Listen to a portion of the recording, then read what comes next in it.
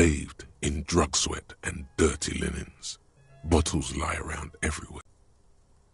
The footprints on the floor, however, definitely suspicious. You lean closer to the peephole instinctively. I bet they're doing something quite unnatural there. Sensationally unnatural.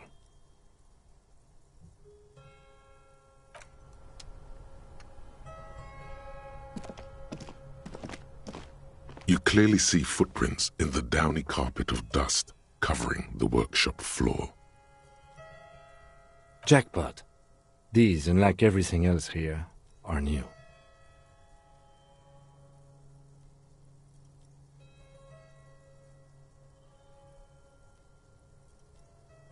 Three weeks maximum from the dust coverage. It could easily have been 1 week too. You know, officer. Leads. Commendable work bringing us to this place. It means someone snuck through what seems like a secret route, behind our rape victim's room, in the recent weeks. This may prove to be significant. Large prints, most likely made by boots. The size is hard to determine. Sole could be bigger than vamp. The soles have left a pattern, uniform, horizontal lines. The size looks about the same, actually. They're not the same shoe, but they could be the same person.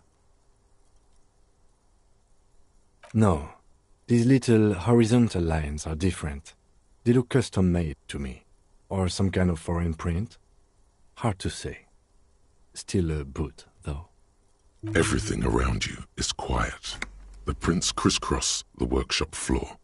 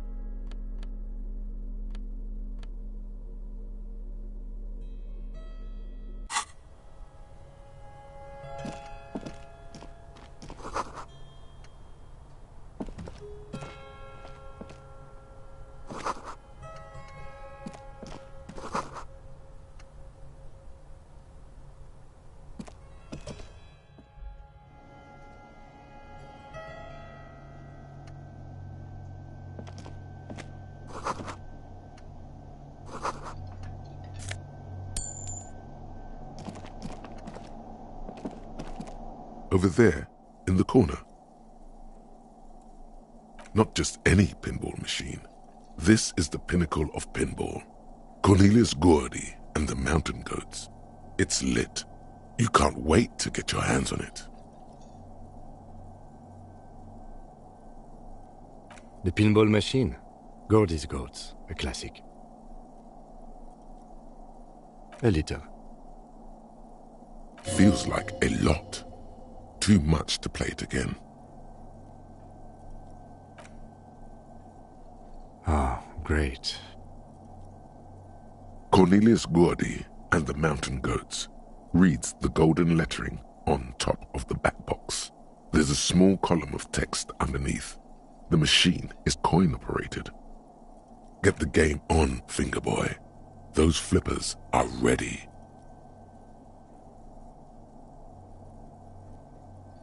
Above the painting of a mustached man climbing a hill, a column reads, inspired by the legend of Cornelius Gordy, taken on the world's tallest peak, Corpus Muindi. The Mesk legend holds that when the nation is in danger, heroic Gordy shall return and save his people. The theme of the game is to explore Gordy's climb through the perspective of goats and to ascend to the top of the mountain in a time of trouble. The peak of the mountain is at the top of the playfield. All the balls have small goat icons on them and represent the goats as they race up and down the mountain. Areas around the playfield represent Gordy's climb, places he was said to have camped, which the goats can discover, get them to the summit. Indeed, think of them as balls. It takes a while to get into a rhythm, but pretty soon you're able to keep 3 goat-faced balls in play with relative ease. Go, go, finger boy. I feel sorry for the goats. If they only knew the kind of guy old Cornelius really was. The kind of a guy who uses the word savages a lot when recounting his travels. A Mesk nationalist. An avid huntsman too. He was often photographed in his dining hall, surrounded by wall-mounted hunting trophies from every continent.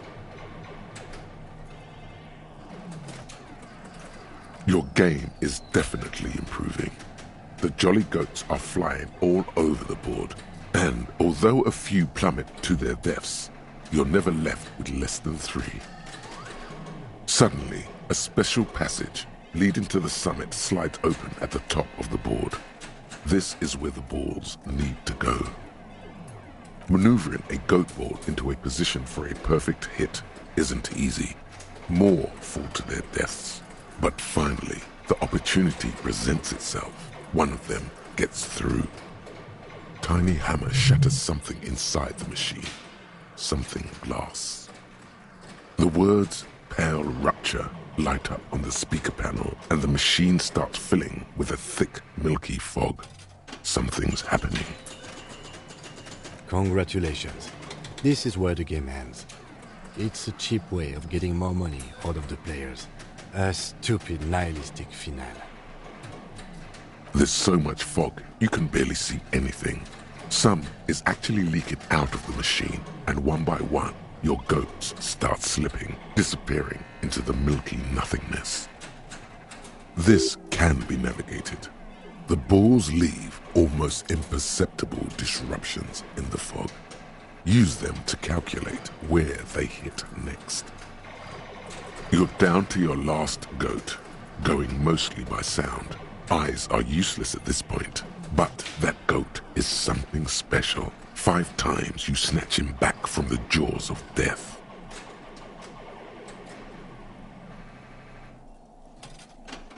I am. I've seen it before. Played it too. You will eventually make a mistake and then it's all over.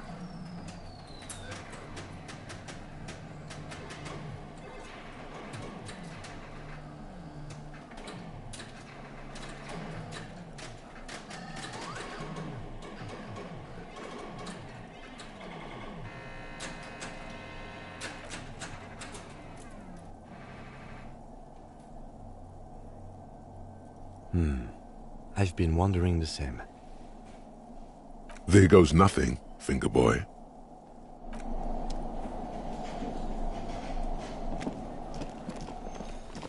You see a heavy steel door with a prominent dimple lock. It's painted blue. There must be a key somewhere. Probably somewhere in the whirling. It's not too important. We can get in and out using the roof door.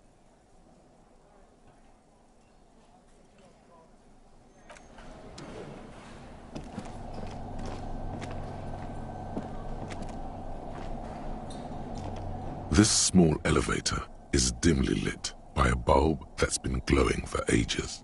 The latticed cage is open, inviting you to step inside. Smells of nougat and sweat. Your head brushes up against the ceiling. There is a control panel to your right, and just enough room for 2 people to fit in. The maintenance card under the control panel reads, Last maintenance, 10th July, 88. There are large rectangular buttons, monter, descend, and an international call for emergency assistance. That third one appears to be broken. That it does. I say, let's brave it.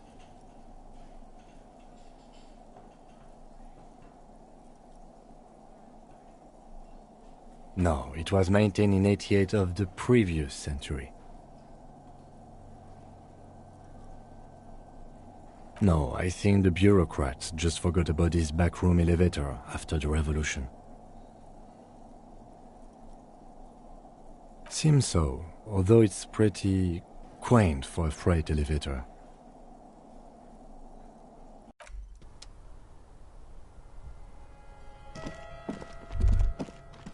So this is where they brought 40 pinball machines to fix them up, a long time ago. Everything is covered with dust now. The lieutenant looks around the dusty, crowded room, inspecting the tools on the shelf. At some point, 20 years ago, 15 maybe, before pinball went out of vogue. Looks like it. I'm guessing Martinez North 22 used to be a pinball arcade before it became a hostel. There are machines left over. A creak. Some dust falls off a shelf. Downstairs in the hall, next to the main door. One of them even works. I've seen one of the hearties bang away at it. Remember the dice maker? Then that means... Ah, yes, as the novelty dice makers said. This has absolutely nothing to do with the case, I'm sure. But I do like a nice little connection. But then it went bankrupt. Your skin crawls from making the connection. If that's true, then our cafeteria manager is not going to like it. We should tell him what we found up here, omitting that suspicion.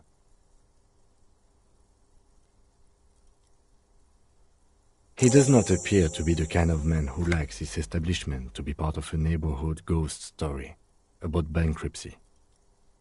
It's not a ghost story.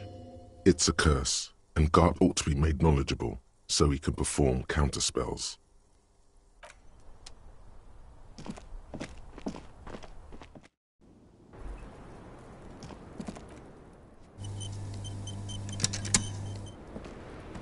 It's always good to see you. Something in her demeanor has changed. She's tired, consigned to her fate, to being here with you and what's to come.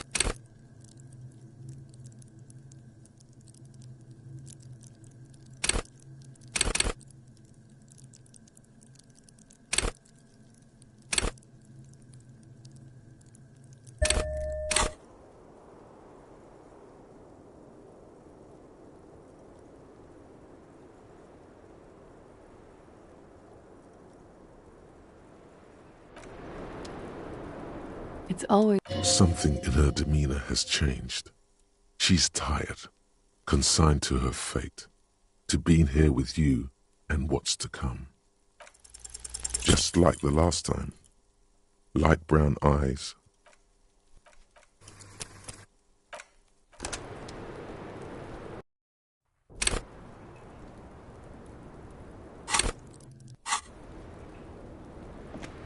It's always... Something in her demeanor has changed.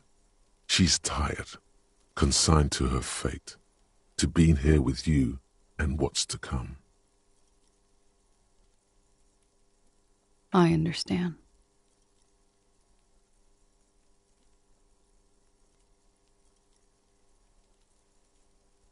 I knew there was a chance you'd get them to tell you. It's what you do. You're the police. For what it's worth, I'm sorry for wasting your time. This is good. Clear the air first, between you two, then move on to questions. Is it? Something is off here. Shush, I can't hear what she's saying. Let the miss speak. She's tall and thin and tired. A twig trying so hard not to break. If you knew we would find out eventually, why did you waste our time? Because of the Hardys. I couldn't just dispense with them. They were only trying to help me. Out of the shit I'd gotten into. Is she implying the Hardy Boys are the law?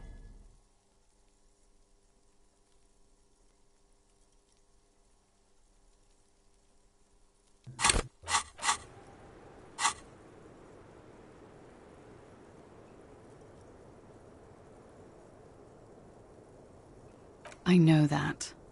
But the people around here, they don't see it that way. And if I am to stay here, I need to get along with them.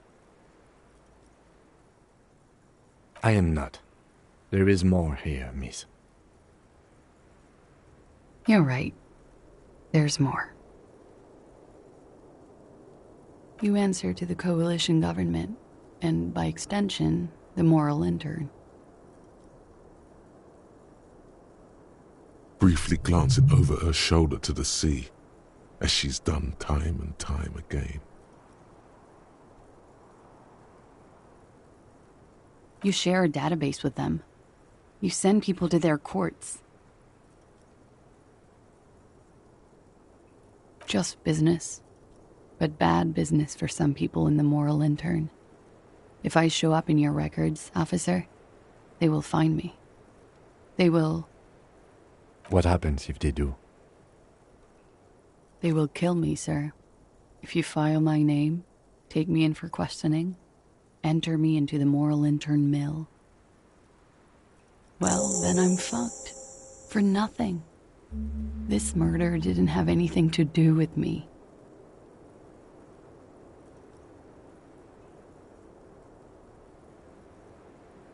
It's not nice, but it's not illegal. Not here in Ravishol, or even in Oranje. What exactly did you do? Industrial espionage.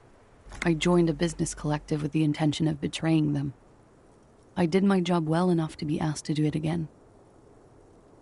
With a bigger company. The kind you really, really don't fuck with. I took their ledgers, 2 decades worth of accounting.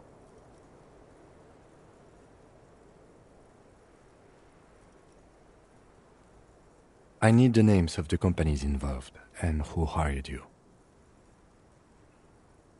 The job was Lou's doing County Savings Bank. They sound small, but they're part of the Lou Scott conglomerate. That was the second job. The first was some printer company. You wouldn't know them. But she really destroyed them. She still feels it. As to who hired me for the job, I don't know. But they're after me too. Along with Lou Scott and their friends in the MI. Once you're done in the competitive intelligence circuit, you don't have allies. You're radioactive.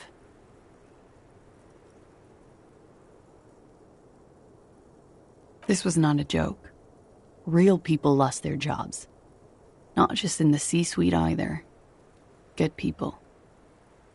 What I did to get to accounting.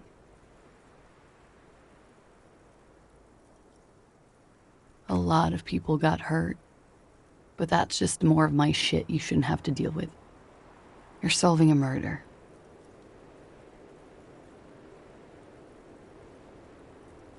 That can wait.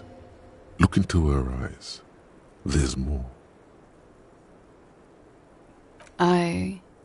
One of them killed themselves because of me.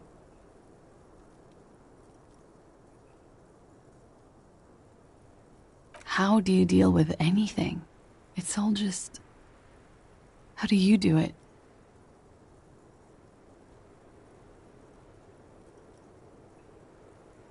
I do that too, yes. It's unbelievably effective, especially when combined with cigarettes and drugs.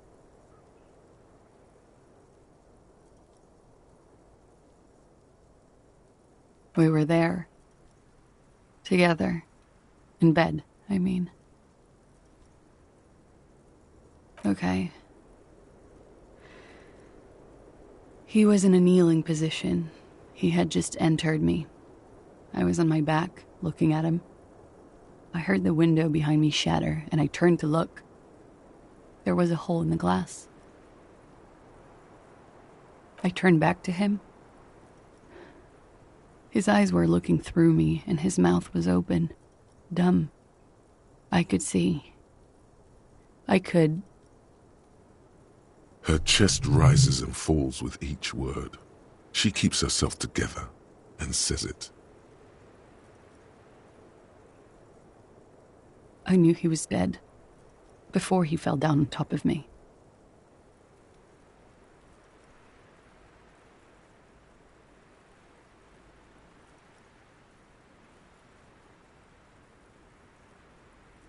He was heavy. I pushed him off and he fell to the floor. There.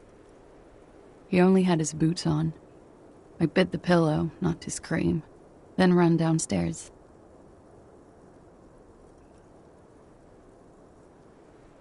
I waited for the second shot to come. For me. I thought there would be one. It never came. She's forgotten about her cigarette. The butt has burned right down to her fingernails.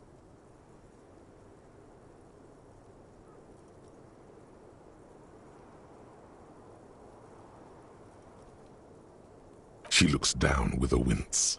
Her cigarette has singed her fingers. She throws it away and immediately proceeds to light another one. What time was this? When did it happen? It would help us if you could be as precise as possible. 11:30 to 12:15. I don't know the exact time. Around midnight. It's okay. Were you inebriated? Not as much as usual. He'd done a line, plus other things. I was drinking. Wait. Titus said she was gurning her jaw off, much more than usual. Oh, yeah. I did one of his lines, just to clear my head. Did you hear or see the shooter in the course of this? No. Nothing. I was trapped. I was stuck in my room downstairs. I got some clothes on and crawled back up, drew the blinds. Blood was coming from his mouth. Not a lot. Just a little. He was still on the floor, slouched. I couldn't be there with him anymore, so I ran down and out of my room, into the hallway, down the stairs. I knew there would be people there. Run, woman. Run past them and out into the streets where it's dark and people move. To the lorries at the intersection, as far as you can. I already ran. I ran from an entire Isola. I can't run any further. Not with these people. This is as far as it gets.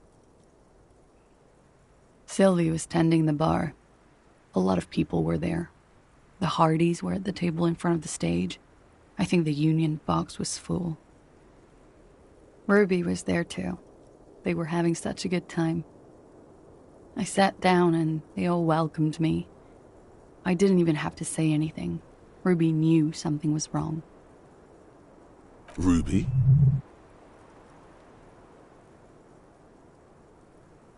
Ruby. You know, the leader. The leader? Of what? The Hardy Boys.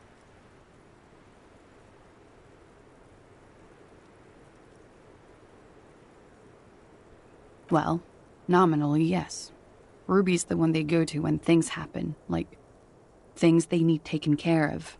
She's the organizer. This Ruby, in her phrasing, is entrusted with great power. She trusts her. So do the others. Would you say she is the 8th Hardy Boy? Why not? Well, Ruby said let's talk upstairs. I showed her the room. I've known these people since December. They know my situation, that I can't leave a paper trail. Ruby was the first one I told. She said she'd take care of this. It's what she does, you know, take care of things. I helped her get the body to the bathroom. We used a belt to pull him up under the shower, to keep him upright. To produce lividity, matching a hanging? Yes. We completely missed the tampering. Looks like you got there in time. What was this, 20 minutes after death? Oops. About 20, yes. Ruby explained it would make the blood... You know what he does. Ruby went outside to talk to Titus and the boys. I was just looking at Lely in the bathroom. I had to put his clothes back on. His armor, too. It was tough, but I've seen him take it off and put it on many times. It took Ruby maybe half an hour to come back with Titus. I'd gotten him ready by then. They carried him out. I knew what they were going to do. Make it look like a hanging. Ruby said they would. Ruby said to wait here. She also said I wouldn't see her for a while. That we should lay low or something. So I did. I don't know. I haven't seen her since. We will need to take this question to the Hardy Boys. When he was shot? I may have. I don't know. I couldn't hear anything over the glass exploding. That's the first thing that went through my head when I heard the glass break. I thought they'd found me. They've killed him to punish me. All last week, I've tried not to talk to anyone or be seen with anyone so they wouldn't be hurt. I've come to understand, however, this is paranoia. What happened didn't have anything to do with me. Or, I don't know anything anymore. All I do is wait here. We can't go after loose cap. Not yet. There are other, saner leads. I don't ask you to, Lieutenant. If there's one thing I know, it's that you'll get nothing from there. Because I'm an idiot. Which is an indicator of truth. You have to understand, the people around here, no one was making the call, and he kept rotting. And then they picked his clothes off, and that little fucker threw stones at him. He kept throwing stones at him for 3 days. I could hear the thud. Thud. So I called you. I hope with all my heart it's not the last thing I do in Ravachol. She definitely called the cops. That was task complete. It could not have been a lie. That is impossible. Last week, Angus and Titus's brother, I think he's called Tibbs, took care of it. You should have another look at that window after this. Reconstruct the scene. It's right there.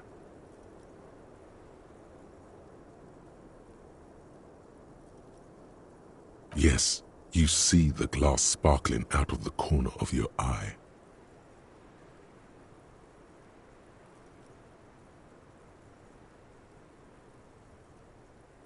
What? Why would I put myself through this insanity? Get myself cornered like this? He wouldn't have died if it weren't for me. I know that. But I would never hurt him. It could have been a desire murder. Maybe an act of jealousy.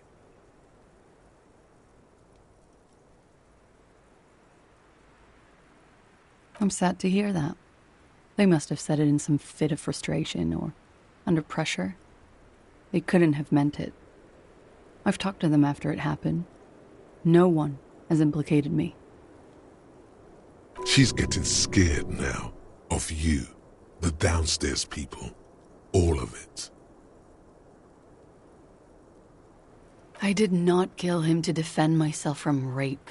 I told you before. That wasn't what happened. She simply shakes her head. Like what? She nods, silently. She doesn't even smoke. Just picks up the cold coffee and holds it in her hands. He's thinking, are we done here?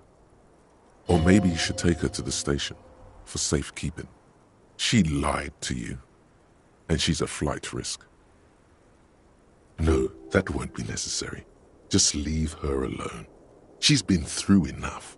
She doesn't need this police brutality.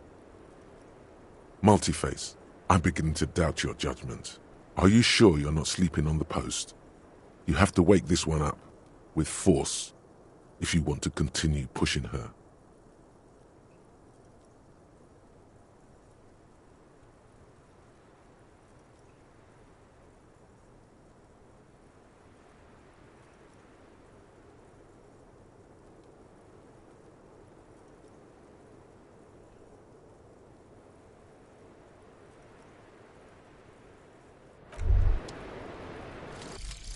The precarious world. How not to lose. It is impossible not to. The world is balanced on the edge of a knife. It's a game of frayed nerves. You're pushed on by numbers and punitive measures, pain, rejection, and unpaid bills. You can either play or you can crawl under a boat and waste away, turn into salt or a flock of seagulls. Your enemies would love that. Or you can fight. The only way to load the dice is to keep on fighting.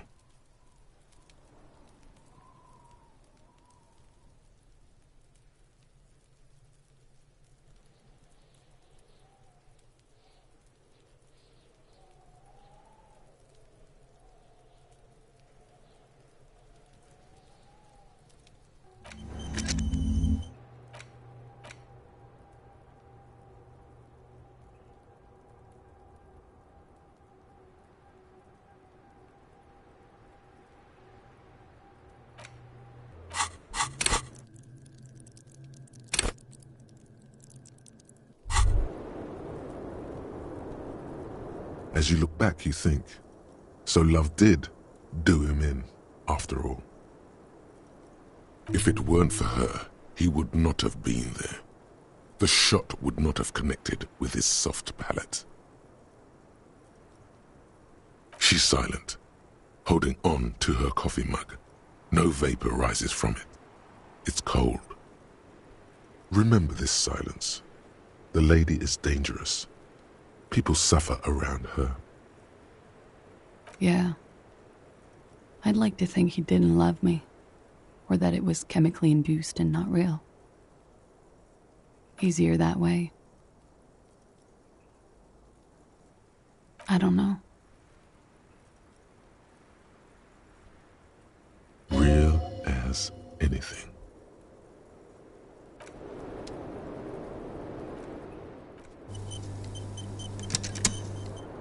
Officer, it's a fine day for questions.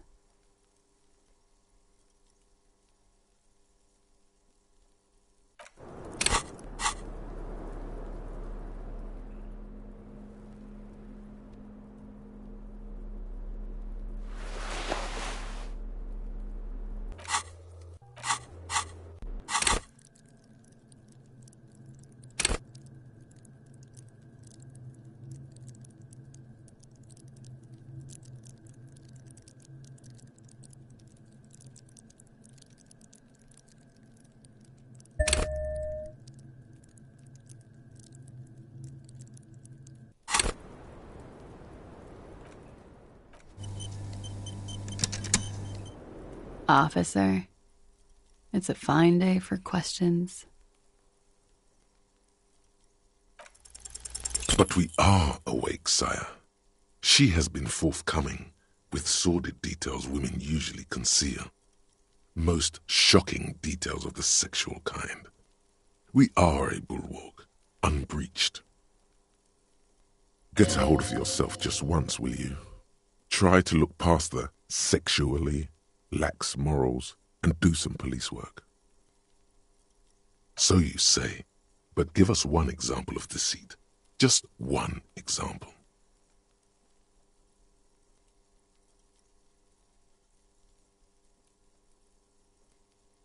Who is this personhood picking these seditious options? Can't you see the detective grows weary of your malcontent? Stop staring at her eyes and say something pertinent to the case. This is making you look like an amateur. It looks like this one's not waking up. You'll have to do it without pushing her further. At least for now.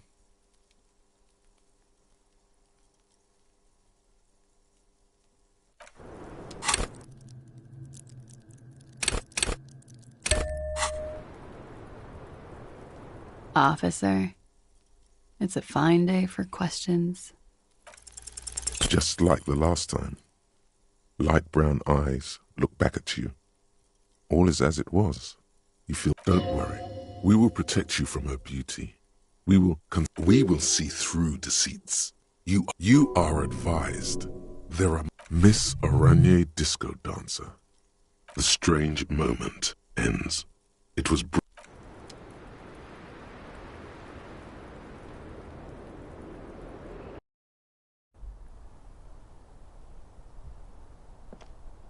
This window is pristine on the inside, unlike the one next.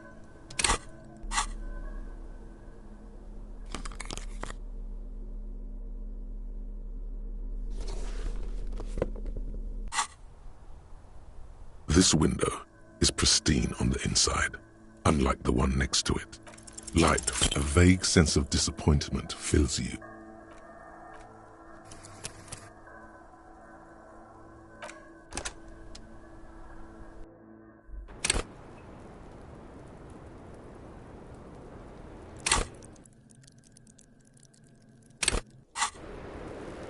Officer, it's a fine day for questions. But we are. Get a hold, so you say.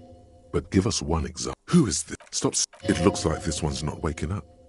You'll have to.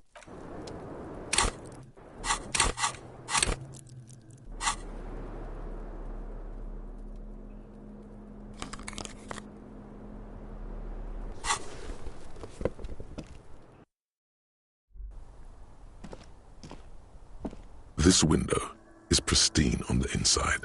Unlike golden light melts away into the blue, glassy darkness of your mind. In it are two neon-lit shapes, a man and a woman on the single bed. Like the witness said, the man is kneeling, the woman is on her back.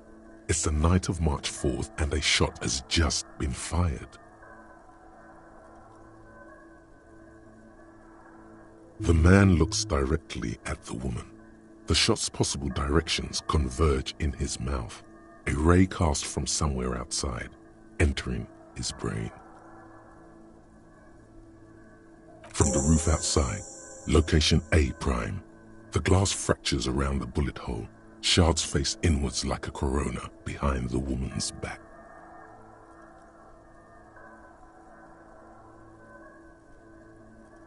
The man does not know the bullet has entered his brain. He never will. Death comes faster than the realization. The ray cast from the man's mouth unravels into a fan of possible directions, all on the roof at first. The shot could have come from any of them. This is composite location A prime, most likely of the origin points. There could have been.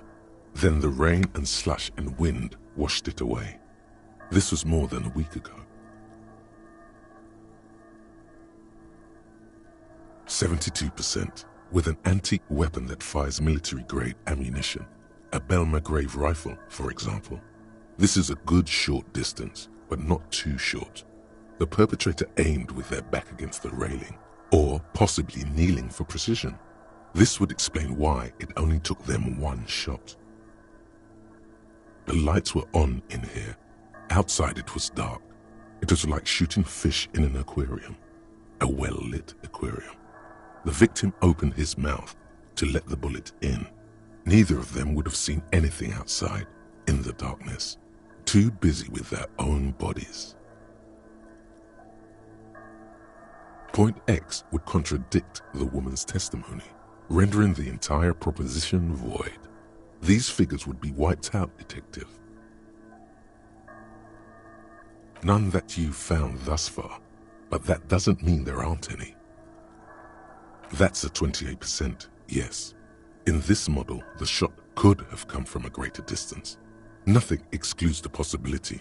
Should we extrapolate to include every possible point of origin in Martinez? According to your map of the district, this shot could have come from a wide angle of locations, starting with the northern edge of the abandoned boardwalk, ending with an islet in the bay. Let's call them B prime. B prime for boardwalk, B double prime for Land's End, and B triple prime for the islet, detective. There may be smaller points in between, but those are too fine to zoom in on. 700 meters away, the likeliest of these B positions, 20% chance. A skilled sniper could have made the shot, provided he had a safe sniper's nest. Even with the light on inside, we're talking military training. At that distance, the perpetrator would have had to take wind direction into account.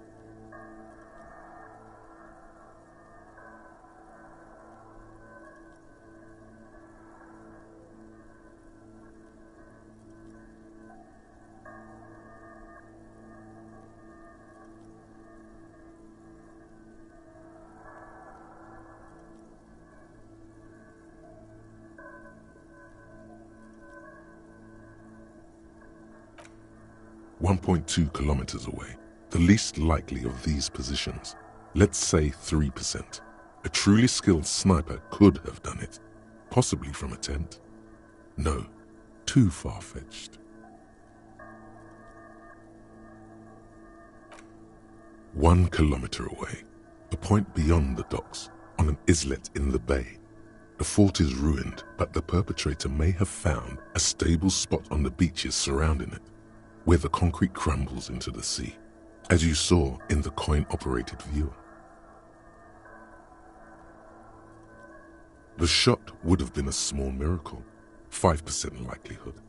There is an extremely narrow field of view from the bay to the window, between Rue de Saint-Ghislain 10 and 33A. The angle would have been extreme, and access to the islets is questionable. From where, precisely? I see you have given this a lot of thought. Are those the locations you've singled out in addition to the roof? And what is the likelihood, in your opinion, that it came from a further distance?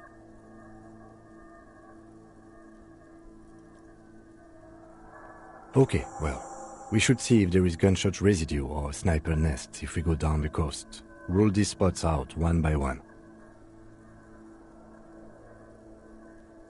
It would be the diligent thing to do. Until then, personally, I'm going with the roof version. It fits the hidden path through the whirling. A simple hypothesis.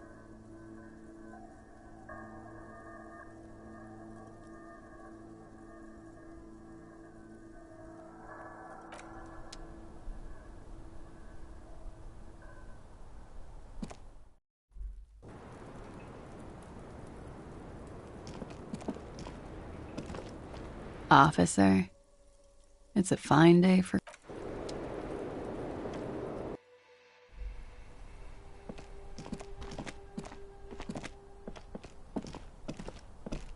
Two neon-lit shapes, a man...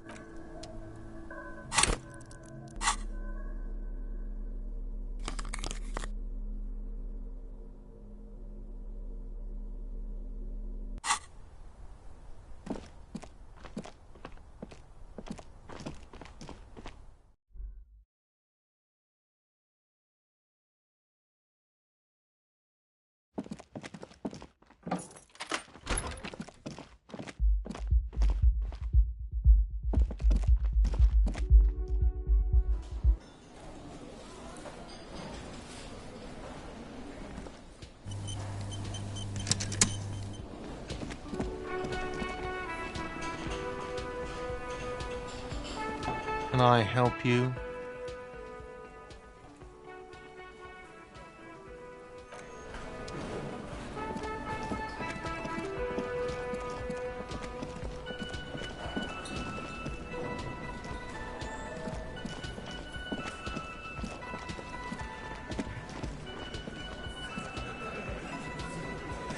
Behind the dockworkers, a ceiling-height window. The hawthorn branches scrape the glass like bony fingers. There's a yellow ribbon tied to one of the branches, light yellow, faded with time.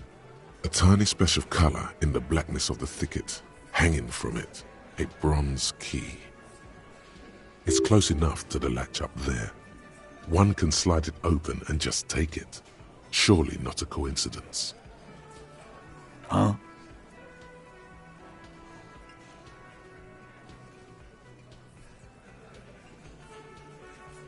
And I need the fatty to get his feet amputated because the smell is killing me.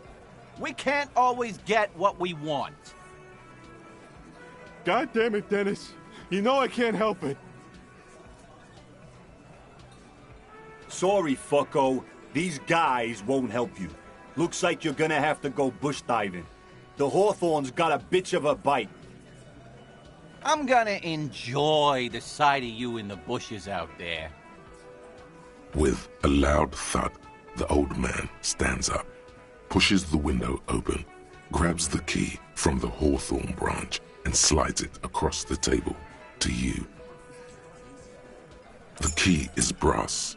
Workshop spare is etched into its bow.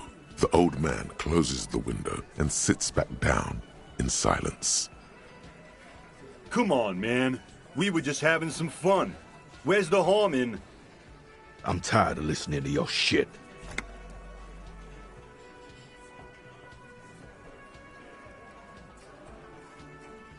Didn't even know it was there.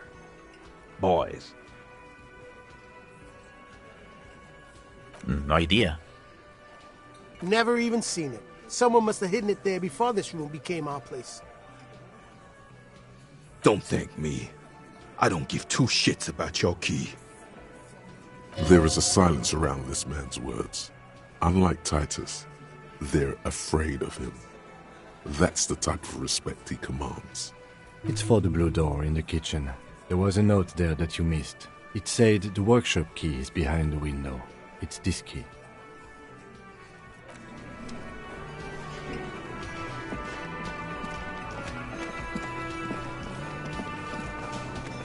You see a heavy steel door with the key fits the dimple lock. It takes a bit of effort to turn it after all these years, but then the lock clicks.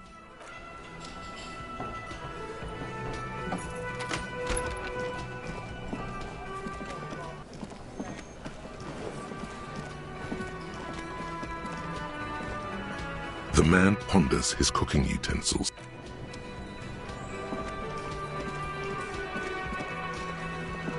Can I help you?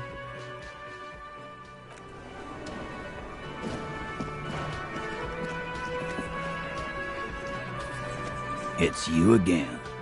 What is it?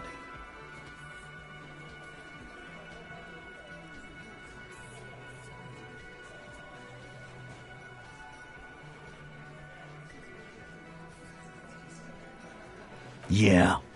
By friends, you mean his squad mates from Crenell. Wouldn't want to beat up his grandma. Nervous snickering. There's a rush of adrenaline present.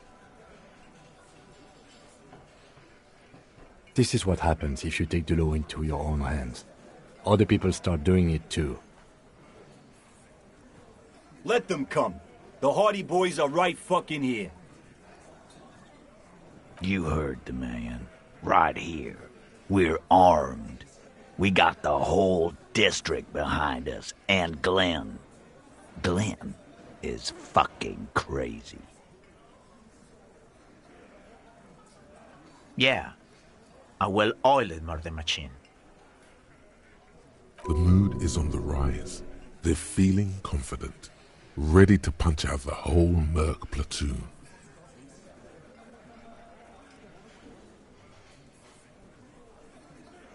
We got weapons of our own. We got Ister 50s, Zeelagers. Glenn's got a knock cannon at home.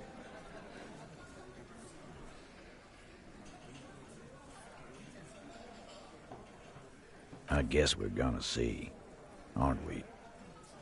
That was an unsure phrasing.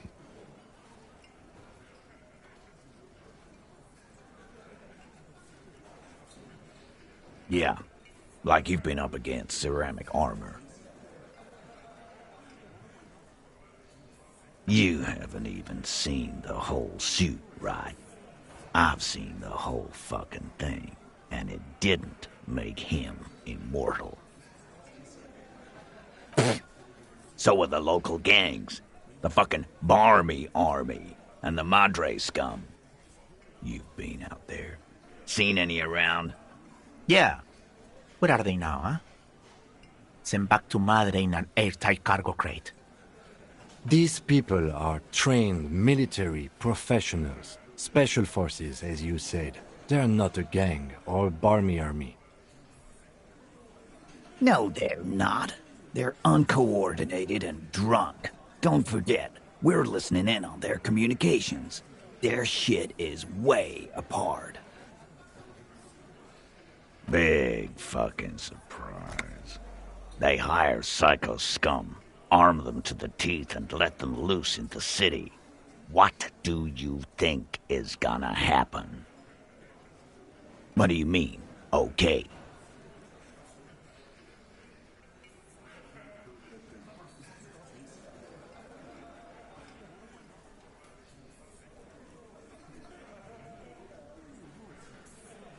We don't need you, or your lost gun.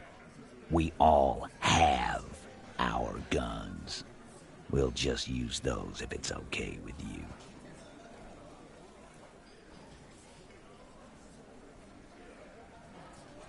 Lost gun or not, you're going to need help. We are offering it. Okay, I accept the offer, but I'll believe it when I see it.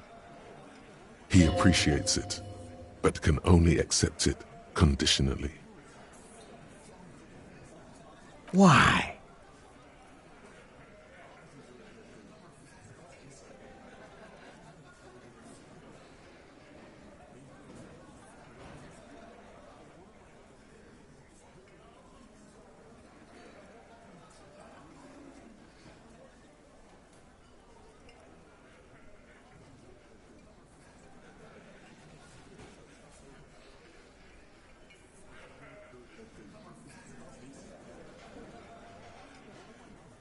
Sounds like you're making her a suspect in this. Not on my watch, you're not. Ruby's one of us. We're not gonna throw her under your moral intern steamroller. Fuck that shit. And fuck you too, moral Ruby is missing. If you hide from the police in a murder investigation, you become a suspect. You know how it works, guys. That's nothing. That's just legalese. You don't even have a sound theory. I don't want to be rude, but we're trying to get some R&R here. Think you could fuck off now? I think we'll keep sticking around, Titus. You'll be surprised at how quickly a theory presents itself if you keep looking.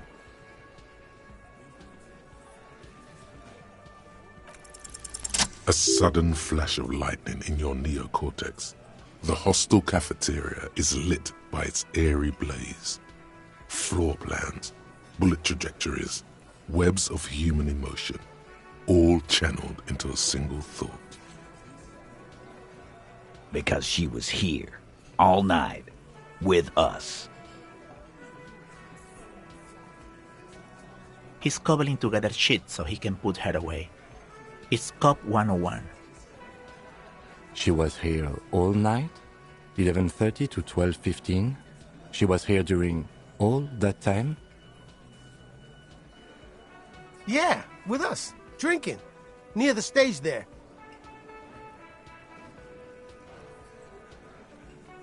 No. All right, she took a fucking leak, okay? For one moment. Maybe went out too. She has an operation to run from her lorry. We're not getting into what that operation is again, Culp. That's probably for the best. Don't break your stride now. And just 'cause she was gone for 5 minutes doesn't mean she magically got to the roof and shot him. I've been through this. It's not plausible. All right, we're in.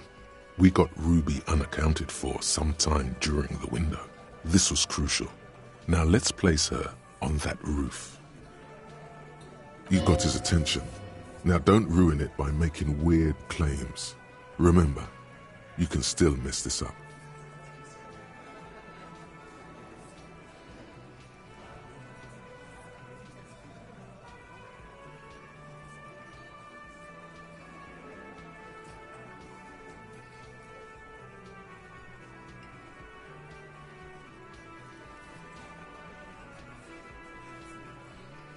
How?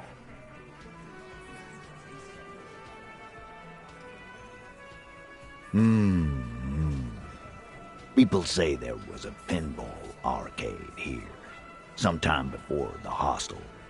What was it called, Theo? East Delta Pinball Arcade. Weird place. Went bankrupt. Weird? How? You're wearing the pinball maker's coat. It was run by a fella called Nerflock something, who wore a yellow dust coat like the one you have on right now. Weird guy. Never liked him. Okay, but how'd you get up? There's no room for a staircase in this building. Or an elevator, for that matter. The elevator is outside the building. It's an old dumbwaiter used for moving pinball machines up and down from the workshop. Ruby could have gone up, shot him, come down, all under 7 minutes. That's quite the theory. We need to have a look at that secret passage, boys. I'm on it, boss. Right when the law clears, me and Angus are going up there.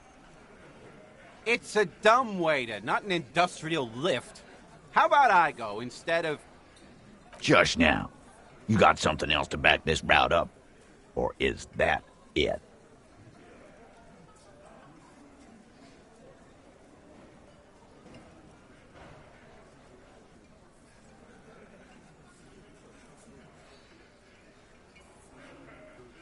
Footprints. Recent.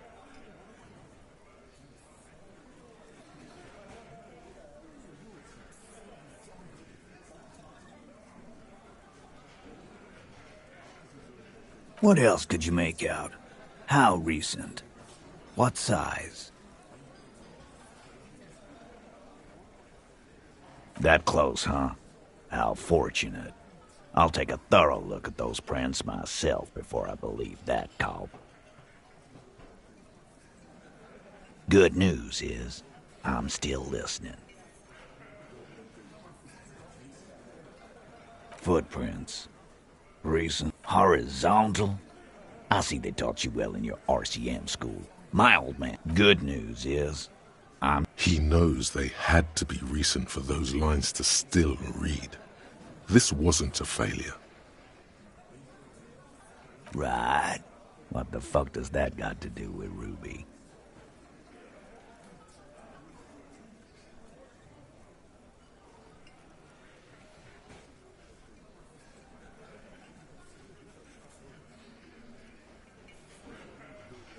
Wow, man, can we? I mean... That'd be awesome. I beat that royalist machine 20 times now. All right. We can get the barman to bring them down. What else?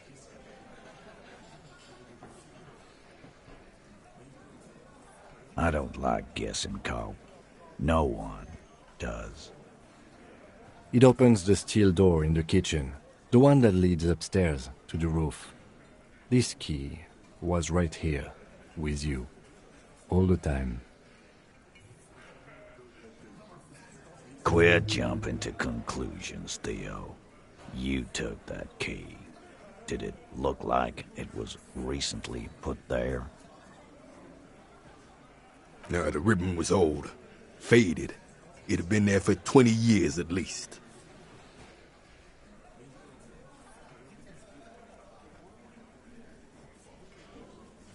Why? This doesn't make sense. It's damn interesting, but it doesn't fit well, and you know it.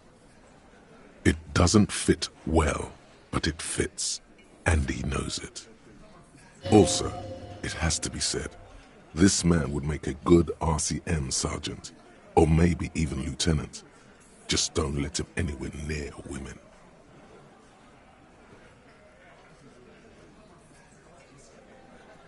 Why not? You can't draw a straight line into Clausia's window from any of the surrounding buildings. Not from what I know about Martinez. Maybe from the coast, but like I said, I've been too busy dealing with you idiots. So no, I don't think it was a sniper. It was close up. 72%. There's a percentage and all. Where'd you get it from? Your guys in the lab? No, you can't. I know what you did here on the weekend. People talk. And what they say doesn't sound like a science comp. You're a madman. Those numbers were an ass pull, man. Yeah, and they don't put hair on the roof either. It's just mambo jumbo. He hasn't got shit. Why, maybe. 72 wouldn't hurt to have one of those in Martinez. What else have you got? It puts her on the roof. Garbage. It wasn't a Sambo artist comp. I've been doing this for 10 years. Let me give you a lesson. Boys. It's never a Sambo fighter, and it's never a bullet-bending sniper. Or Ghost. It's never a Ghost either. Don't worry, we've got better than that. I told you not to say that. This is not a joking matter for him.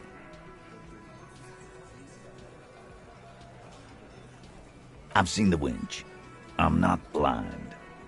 You saying it's part of the elevator she used to get up there? That's one mystery down then. An architectural mystery. Doesn't much concern Ruby, does it? He knows it's something. He's just not ready to say you knew more about Ruby than he does, yet. Firmly doesn't go well with could've. There's a route to the roof. Me and the boys need to check it out. That's what we've established. But a route does not put that bullet in his head. A gun does that, and Ruby doesn't carry one. Phase 2, murder weapon. Get a gun in her hand. If not that, then at least a shadow of a doubt, in the shape of a gun.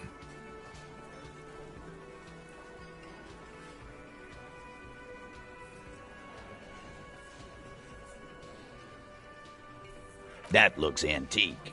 A Bell McGrave. It's inoperable. Where'd you get it?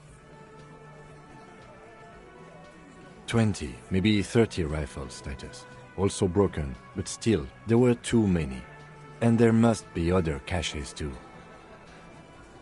God damn it. We need to close that dump down for good. Okay, I see your point. There are guns lying around. Damn it. I thought we'd found all the old spots. Why was that still there? We just missed one. Ruby doesn't know this place, boss. Just these cops digging up shit.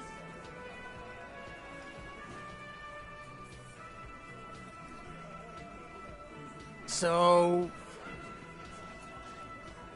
it had to come from a breech-loading rifle. Military grade. Not even you militia monkeys have those. This goes against your short-range theory. If the murder weapon was military grade, how did Ruby get it? Wait, did he say you don't have big guns? No, just say you're honest with him. Don't challenge him. Screw honest. You just showed him a breech-loading gun.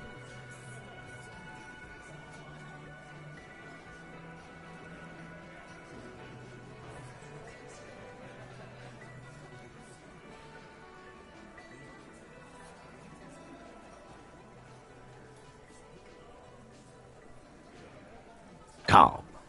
That's exactly what it means.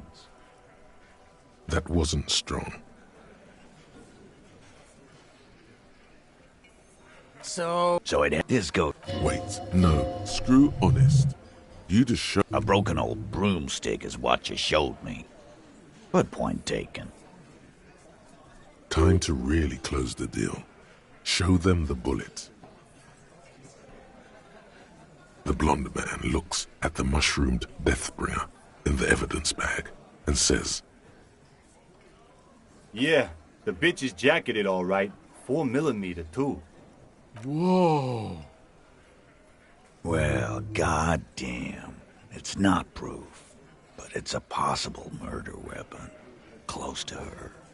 Too damn close. You have been thorough. I'll give you that. Yes, goddammit, I know what a 72% chance means. It means there's a 28% chance it isn't that. And 28% is no small chance either. Just making sure we are on the same page. It doesn't all fit. We are just sharing info, candidly. Titus doesn't reply. Probably a good sign.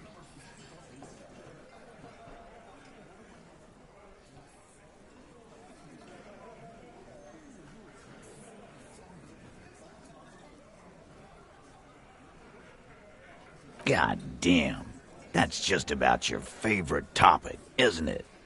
Every fucking 5 seconds. You were warned not to bring it up. Your best shot here is to just back out of it.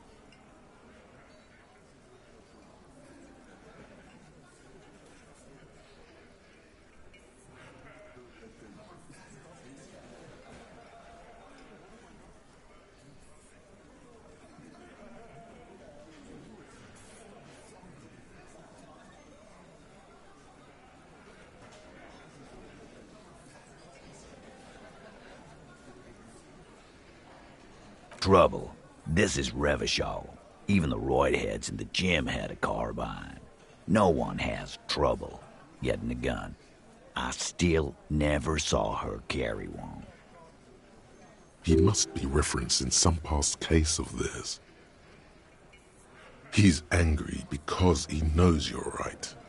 What he's saying only confirms your theory.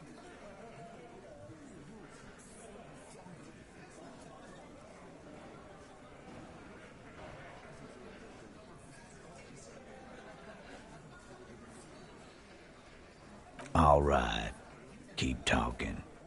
I'm getting a bit curious about some things myself. T, we're not seriously considering it, are we? Ruby wouldn't do this. Why would she do something like this? Phase 3. Motive. The last component. The big one. Get this and they'll give her to you. Remember, don't piss him off. That never works.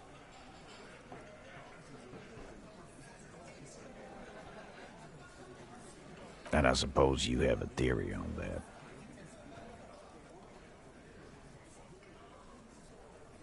Think about it. Why go through all that effort? It was her idea, wasn't it? The hanging. You went along, but she suggested it. She had, like, a fully formed plan and shit. Right when she came back downstairs. Really, Shanks? Claudia wanted to talk to another girl, that's all. She was just the first one up there. I could have come up with that plan if I'd have been first. Time for a logics demonstration.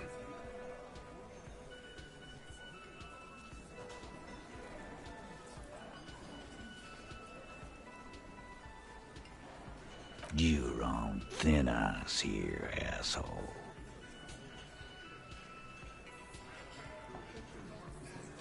It's a thought exercise, Titus.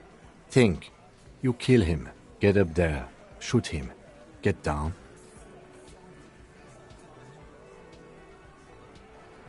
Alone. I don't drag my men into shit with me.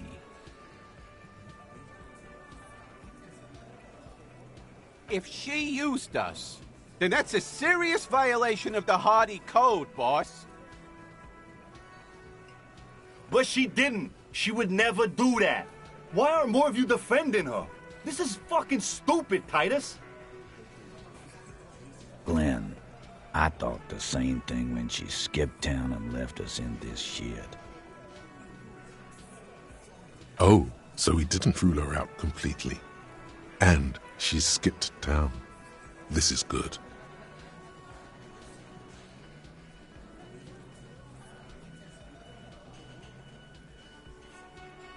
Silence. He looks around the room. The old man in the corner nods. A very small nod, and a trickle of tobacco spit on his lip. This is the only option he cares for.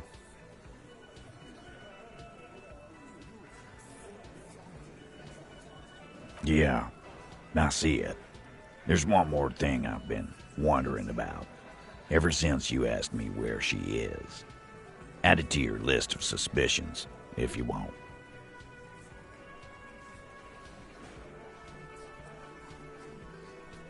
I don't know. I don't know where she went. She just got up and left. Got real scared, too. Wouldn't tell me where. However hard I asked. Want to know why? She was afraid I would tell you. Maybe she was right. By now, I probably would. She knew there's evidence on her, and she knew we'd find it. This is typical suspect behavior, why fleeing is always incriminatory. Perhaps. Ask her if you find her. It won't be easy, though. She made sure of that.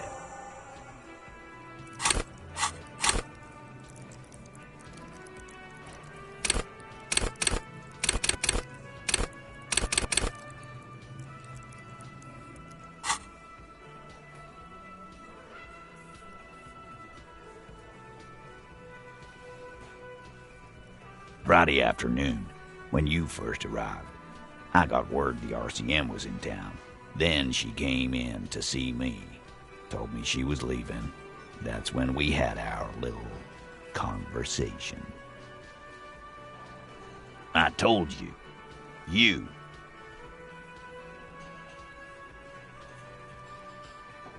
No, you.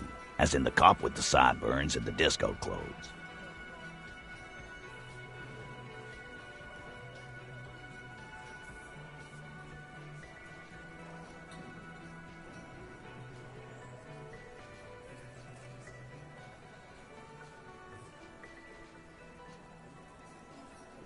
How can I forget? You and I are going to dance in the moonlight under 1 billion stars. You know, when I first saw you limping here, I thought she was paranoid or sniffing her own supply. But now I'm not so sure. She said you have a funny taste in clothes, and that you won't stop. Until you have something on her. She said she's heard of you from Jamrock, that you're a human can opener, that you play suspects against each other, open them up, like cans. Fucking hell. Titus, did he just... Open Angus up like a can? Yes, he did. Now, we can whine about it, whack him, or we can go on with our lives. I'm having a go on with our lives kind of day, Al. How about you? It's not an actual question. Silence. He nods. You are insistent. Yeah, there was something else. She wouldn't tell me, though. I could see she wanted to. It was burning on her lips. This caught Titus. This caught Pete. But she was too scared.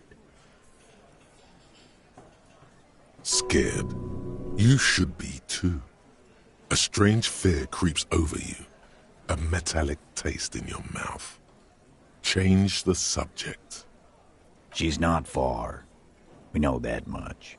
She didn't take her lorry, so she's on foot. Good fucking luck, man. She knows this place like the back of her hand. You'll never find her. Yeah, Al, and we won't either. She's not really a hardy candidate anymore, is she? She's not, Glenn. A little. On the coast. Where have you looked for her, more precisely? More precisely, on the coast, past the waterlock. She's not here, so I'm thinking she's there. Sure, there's some shit houses there, a cinderblock town. Fisherfolk there refuse to unionize, so that's one place we haven't looked. I hear they have a shack where junkies sometimes crash. Time for you to step up. We will start there.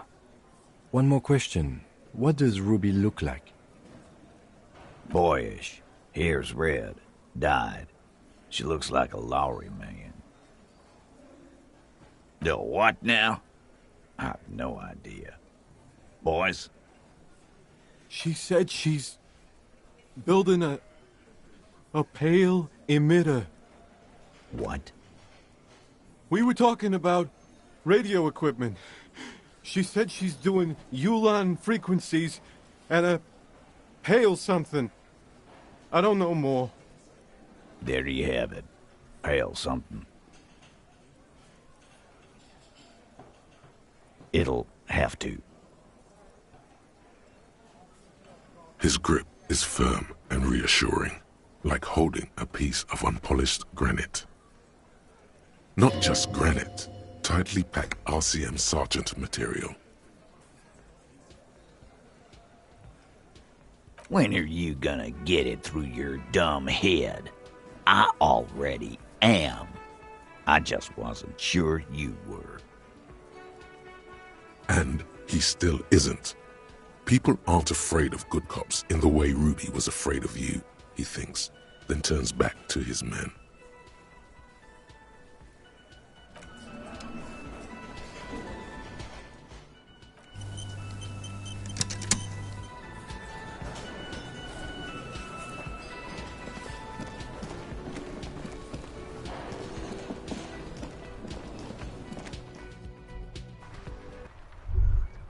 Was that? Could it be the Col de Mama Dakwa? No, it's probably just your imagination ringing in your ear. There seems to be an extremely high-pitched ring. Ultrasonic. Lena said it was very high-pitched, right? It's like something tickles your ear. Honestly, your ear isn't hearing a whole lot. The distant hum of the industrial harbor, the traffic. But, admittedly, there is a high-pitched noise somewhere there too. But then, isn't there always? No, I don't hear the Col de Mama Dakwa, and neither do you. Of course he doesn't. He's deaf. There it is again. You're about to rediscover a long-lost species. Yeah, but how are you going to catch it? It must be very close. Maybe, just maybe, it will come toward you. What are you doing? You're a police officer, not a pansy ornithologist. The only birds you should be looking for are healthy women of childbearing age. Oh no. The sound. It's moving away, somewhere over there. Go after it. No. Too late. It's gone. There is no ringing anymore. Just the sound of the streets. Keep your ears peeled, then. If the species really has migrated to Martinez, you're sure to hear it again.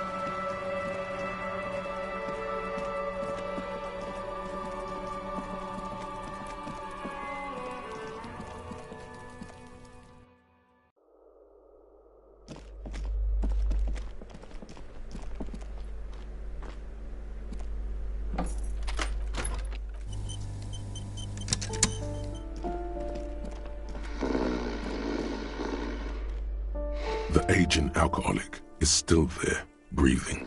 The air in the room is stale.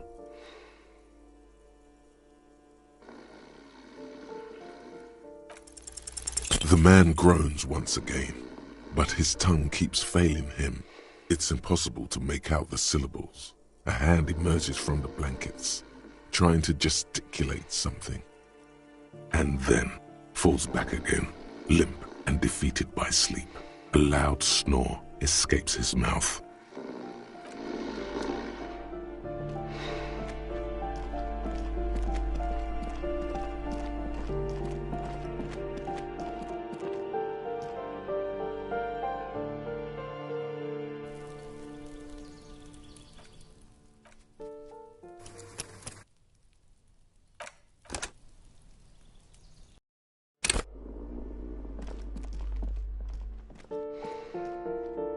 The aging alcoholic is still there, breathing. The man groans once again, but his tongue keeps failing him. It's impossible to make out the syllables. A hand emerges from the blankets, trying to gesticulate something. And then it dawns upon you, clear and surreal. Pigs, he says. He's trying to call you pigs. Are you going to let a semi-conscious degenerate disrespect you?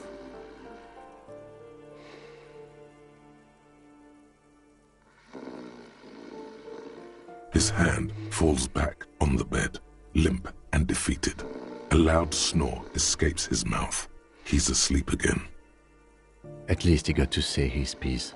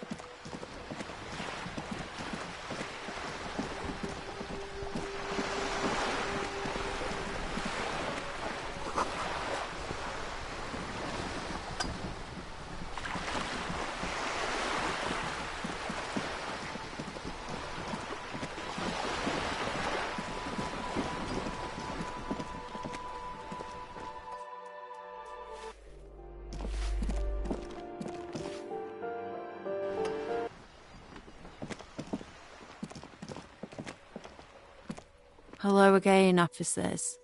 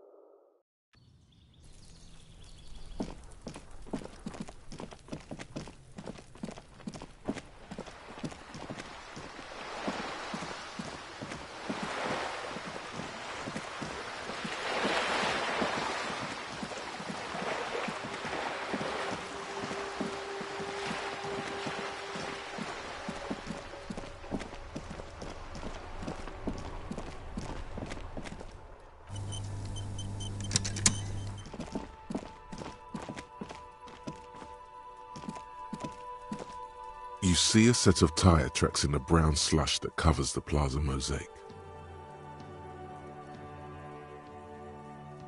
Cop habit. You look at everything. This isn't case-related, you think. Hard to say.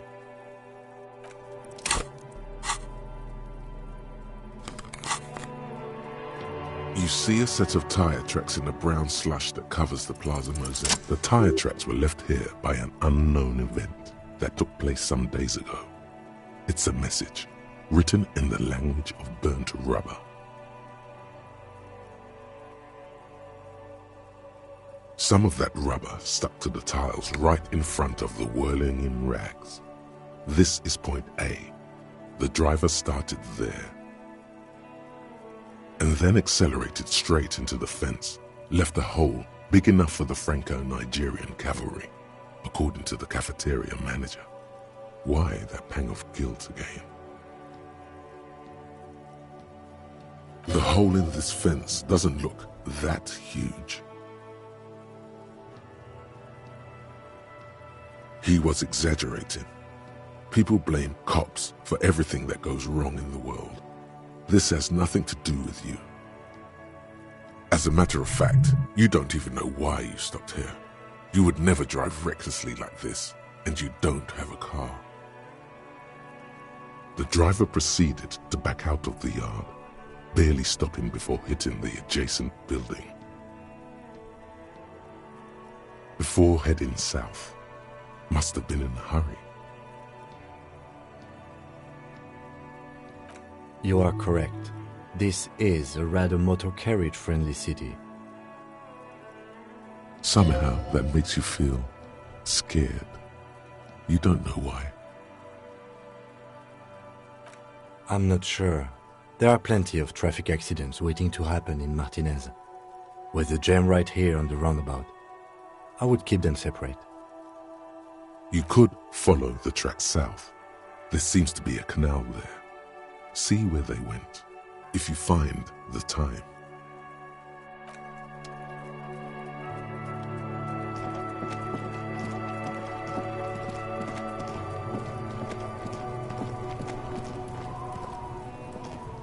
Necromancer pig? That shit was dark. Going in there like that. Oh, brutal shit. Tell me.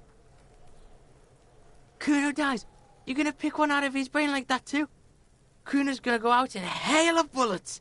Gonna look like a fucking porcupine. Porta Rosa, a side alley of the Boogie Street spearhead.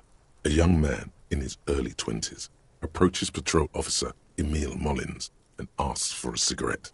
As Officer Mullins reaches in his coat pocket for the pack of Astra he just purchased this morning, the man shoots him point blank in his chest. Breathless, the patrol officer collapses in the gutter. His right hand is grabbing the armor on his chest. The bullet didn't pierce it, but he can't breathe. On the pavement, the patter of the perpetrator's feet growing distant. "Bleed, pig," someone opens a window and says, but Emil cannot see who. His sight grows dim with pain.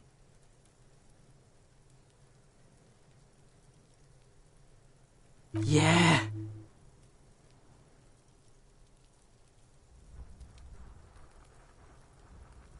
Alright, so you got Kuno's kilo. Here is how we do it. First, you give Kuno Kuno's kilo, then Kuno gives you half back. That's how we split it. It's the best way, street way.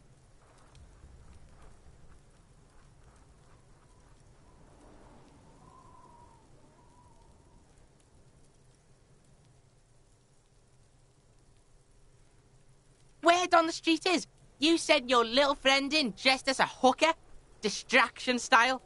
That's some sick shit. Not a single muscle moves on the lieutenant's face. Kuno wants to hear all about it, but first we split the kilo, then we shoot the shit. Kuno knows what Kuno means. Kuno means gram.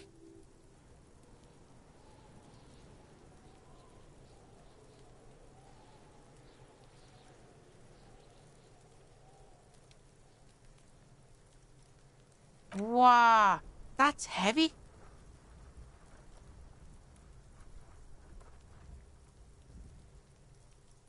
There you go. More than half in there.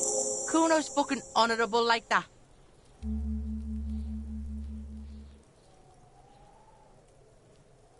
There is no movement on the lieutenant's face as he stares intently at the trash container. Now tell me, how the fuck are you still alive, pig?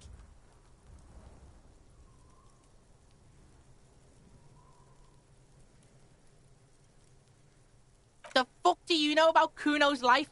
Kuno's got plans. Get the fuck out of here. Yeah, we got plans. Yeah, you do some Sambo shit, sneak in. Is the hooker thing real?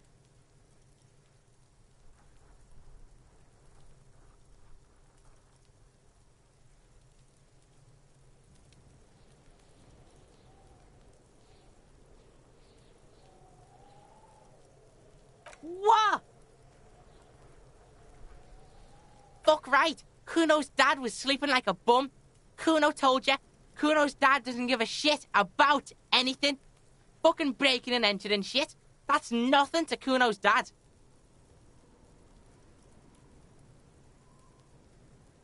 You got lucky, pig. Kuno knew this. Kuno's fucking violent fiend dad's been drinking hard lately. Kuno knew you have a way in. Narrow window. Kuno window.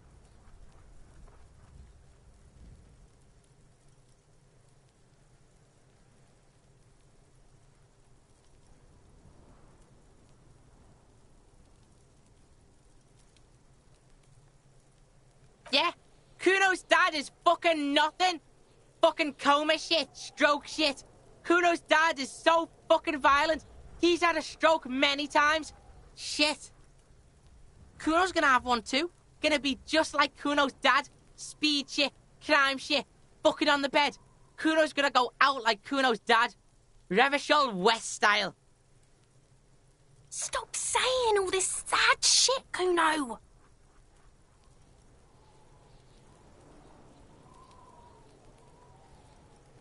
There's a touch of grief in there. Fuck are you talking, sad?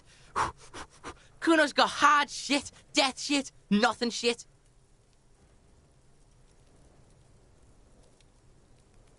Get your fucking nun ass out of here before Kuno fucks it dead. You think 'cause you brought Kuno 1 gram of speed you're friends now?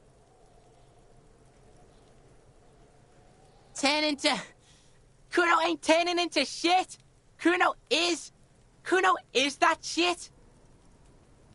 Kuno won! Oh, you won, Kuno!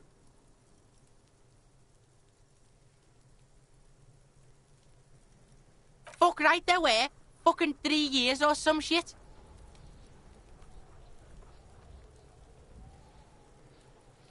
Yeah, that's right. Kuno's dad doesn't give a shit about that electricity and light shit. Just wants to pound on people and drink.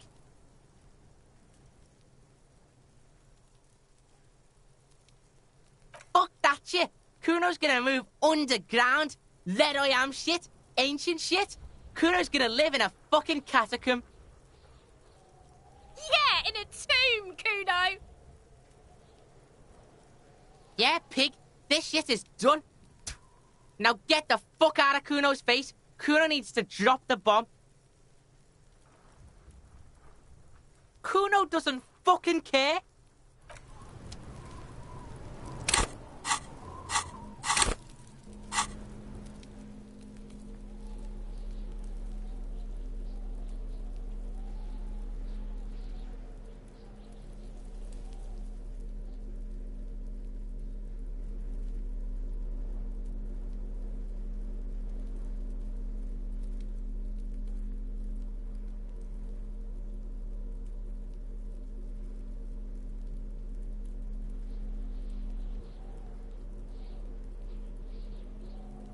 It's the ledger you found in the trash. A cabbage of papers hanging from the board.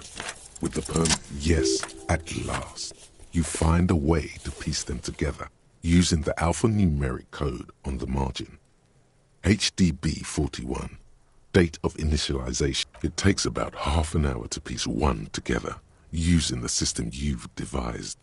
Where do you want to start? Not much has changed in the meanwhile.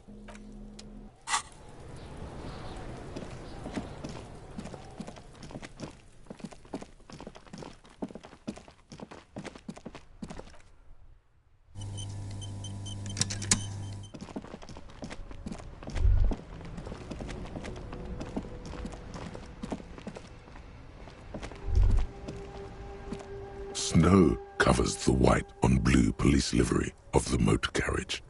The white colors nearly meld together. Do something important? Something murder-related? There's always something important. Doesn't mean you can't take a moment to admire this piece of machinery. Even at a standstill, the unibody Caprice Kanema looks sleek and dynamic. The cabin is tilted frontward to give it a more aggressive, hunched look. Someone has waxed it recently.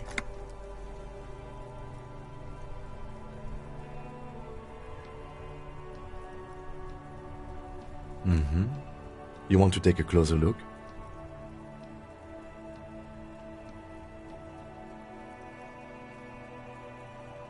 $130. I reckon that's a 7-liter V12 there.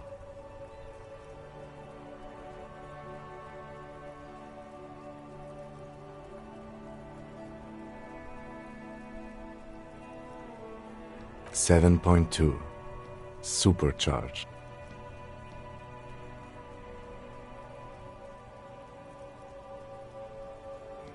Saying these words brings him immense joy.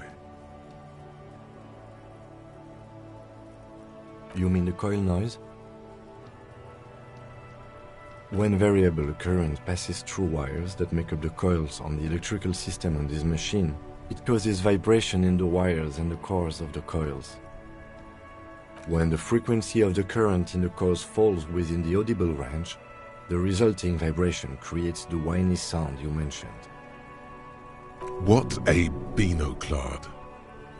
Whatever you do, don't make fun of the lieutenant for explaining this to you.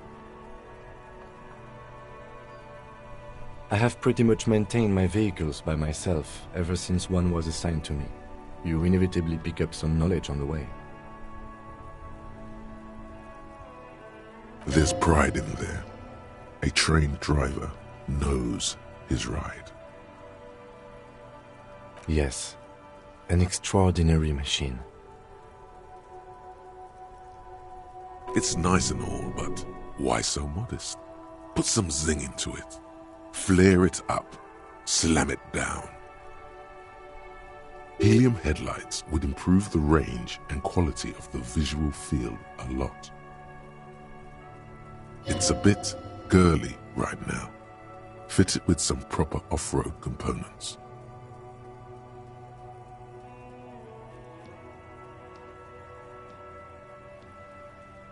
Actually, I have a pair at home. Just haven't gotten around to fitting them yet. I need to lay some wiring for the ballast first. Maybe. Yes, definitely maybe. And means no.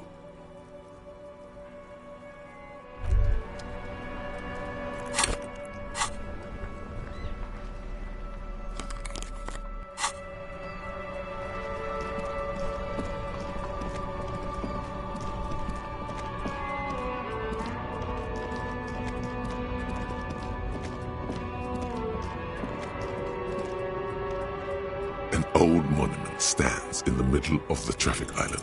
The more you ask yourself, the less you know. One thing is for certain though, your brain damage. It's serious and permanent.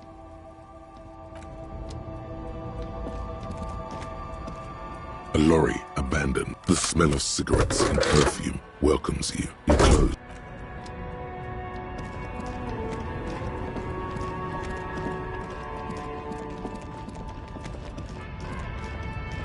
A lorry stuck in the windows are clear.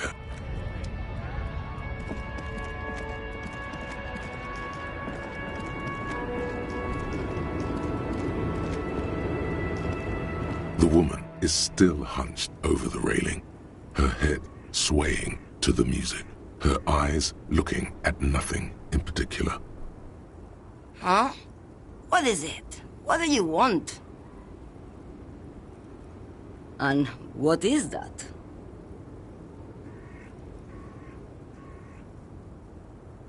Great. He asked the Pines rep about the bail, and now he's talking to everyone about it. Fine then. Just try not to black out again, and don't contemplate. We don't have time for that.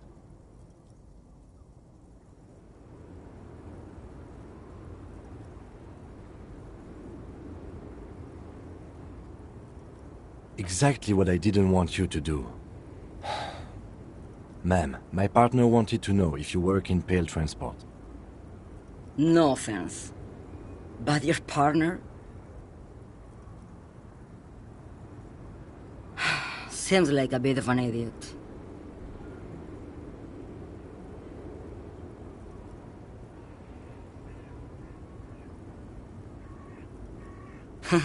Like Gabriel Buenguerro in Pergunte a Poeira.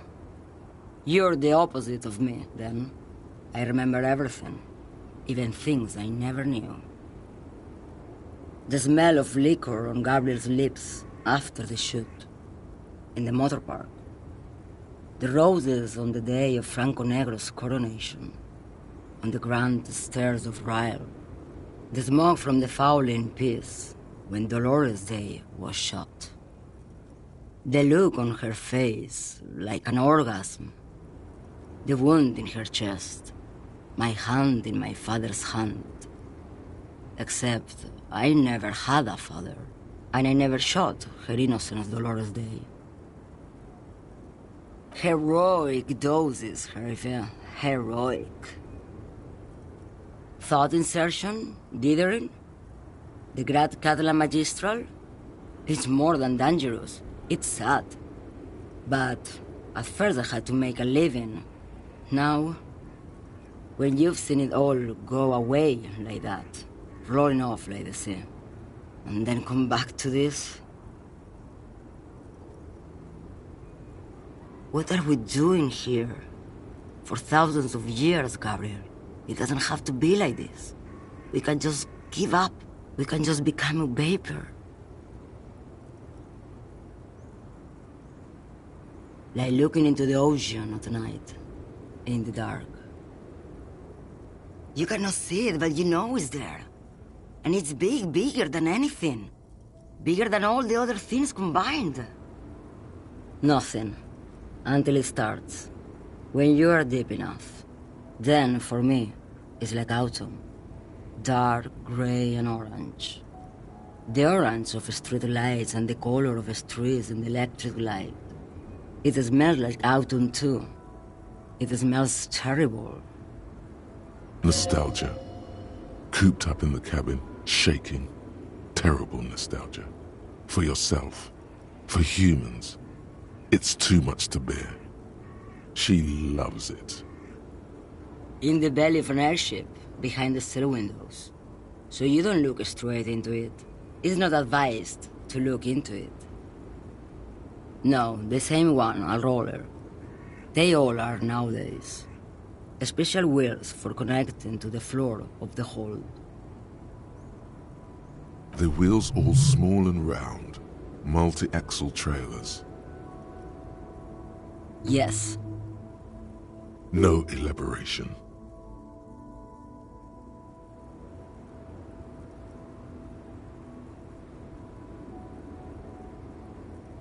They say there is a point, one that I have not crossed. In the Pell, super deep.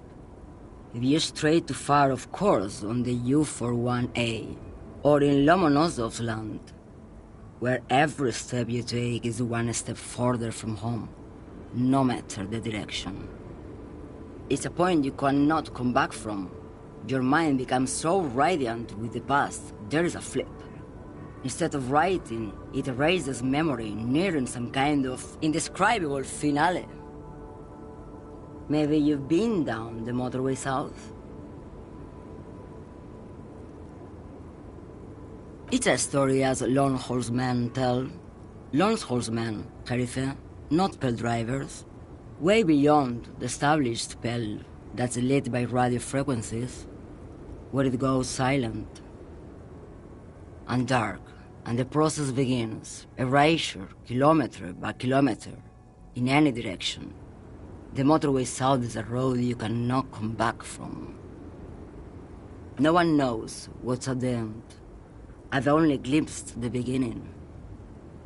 I've only felt it in the distance, when I was a child.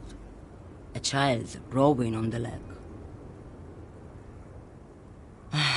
Josiana. There is nothing more to do now. She's far away. You've fried both your brains enough for today, Detective. Let's get some air. This one's far gone.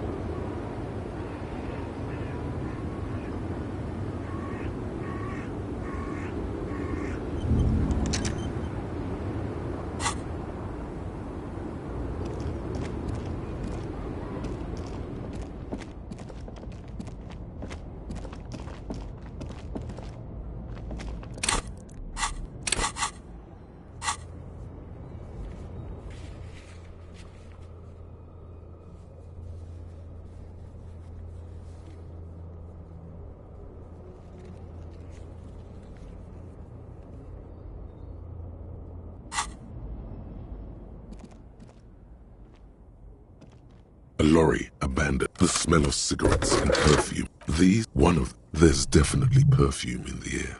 The remnants of a sweet juniper. The actresses, and looks like... Strange.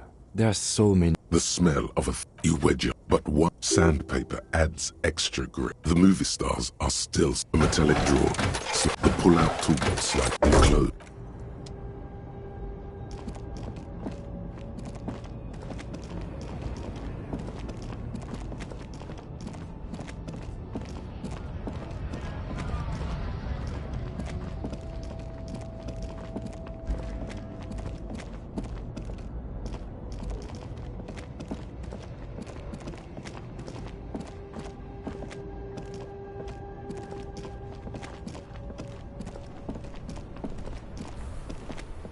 Make way for the master poet.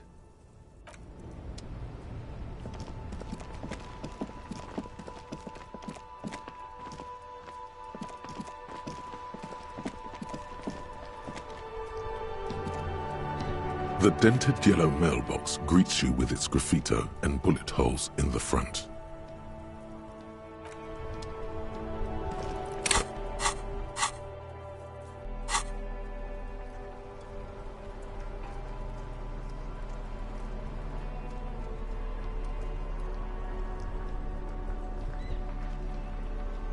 You take the legal documents out of the envelope, a 12 to 40 month construction period, and the zoning plan in the addendum.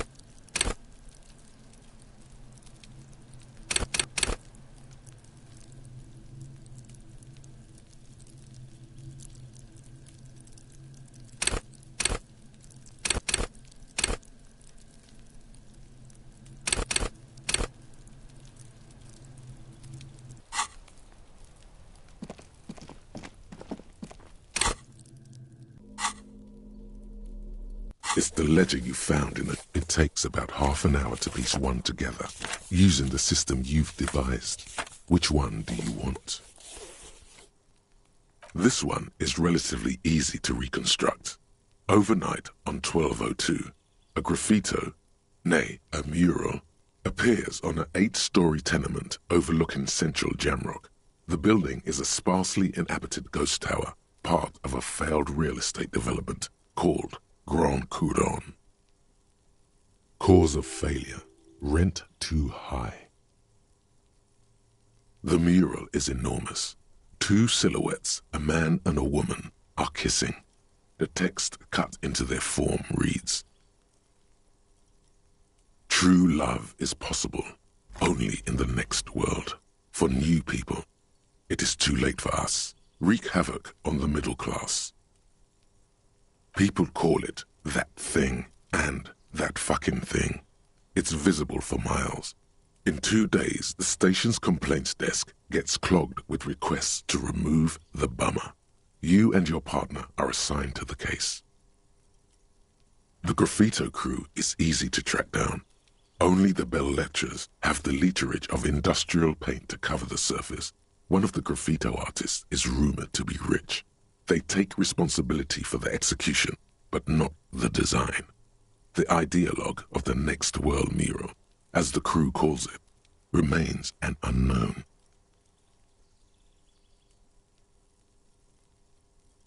The case files do not show you finding the author of the design. The crew agrees to clean up after themselves. However, your partner, JV, is against the removal, citing public support for conservation.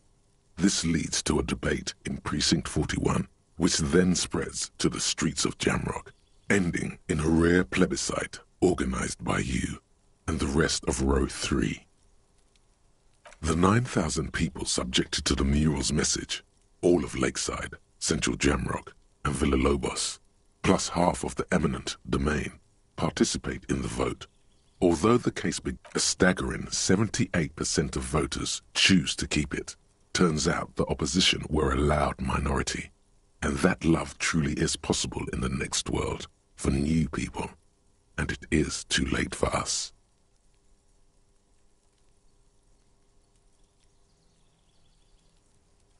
Did anyone ask you what you believe in, man with the smelly toilet ledger? What do you want to tackle next? Or are we done? Not much has changed in the meanwhile. Gendarmerie, you found me. It feels like a Friday. He seems to be in a good mood tonight.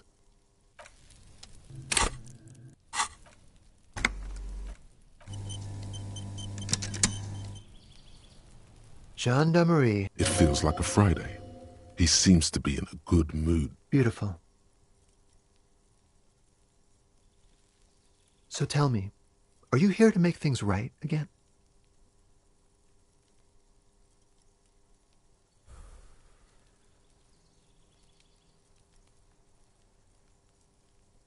Beautiful.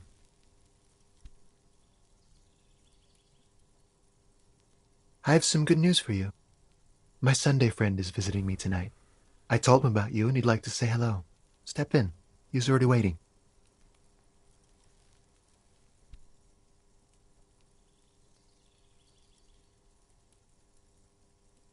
Yeah, it does feel like the end of the week. Such gentle weather. That's nice, but I don't have anything to tell you. It's my friend you're looking for, not me. He takes another drag of his unfiltered cigarette and looks around. It's getting dark and the neighboring windows have lit up one by one. Downstairs, a cat crosses the yard, disappearing into the bush.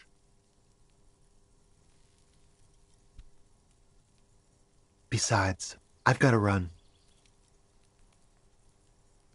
He's going to leave you alone again. That's sad.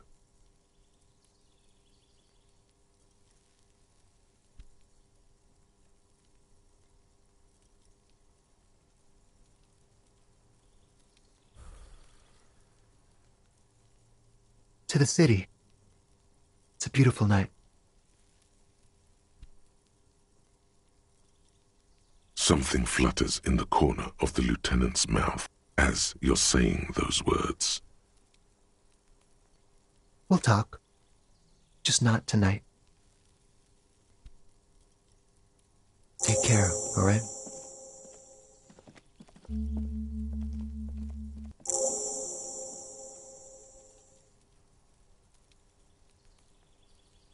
Different, of course.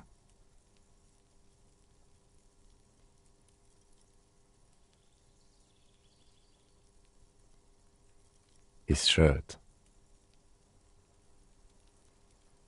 His shirt.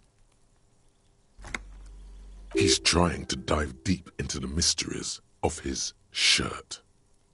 His shirt? No, I don't know why his shirt is always unbuttoned. Come on, detective, let's go. We've got a potential witness to interview. His Sunday friend, remember?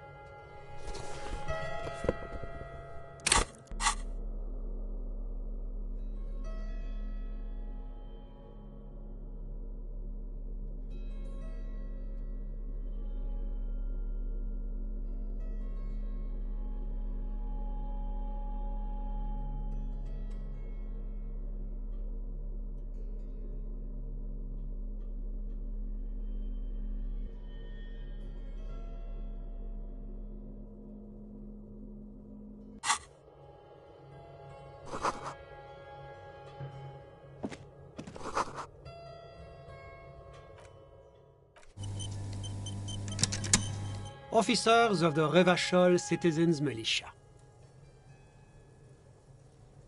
You shouldn't be seeing him in an intimate setting. For some reason you feel this man is your superior. Superior, but he's not in the command chain. My name is Charles Vildrouin, and I am an official with the coalition government. I work for the Institute of Price Stabilité on assignment from Sur-la-Clé.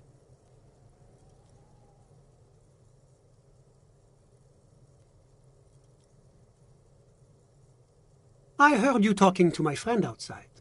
Very good. Super. I am here to assist you in any way possible. Ask me about the hanging. No, first ask an innocuous personal question to get the interview off on the right foot. Yes, make it clear you're the one setting the terms here. Yeah, let's fuck with him. Who does he think he is? Assisting you?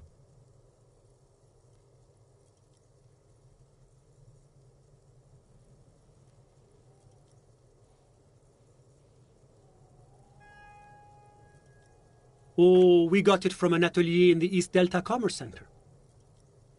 Personally, I think it's a little culturally insensitive, but the material is great. Sadly, the shop is now out of business. That's really all I can tell you about it. That didn't work at all. What was that? You were supposed to fuck with him, not compliment the decor. The lieutenant takes out his notebook and nods to you to proceed. I'm sorry to say I did, officer.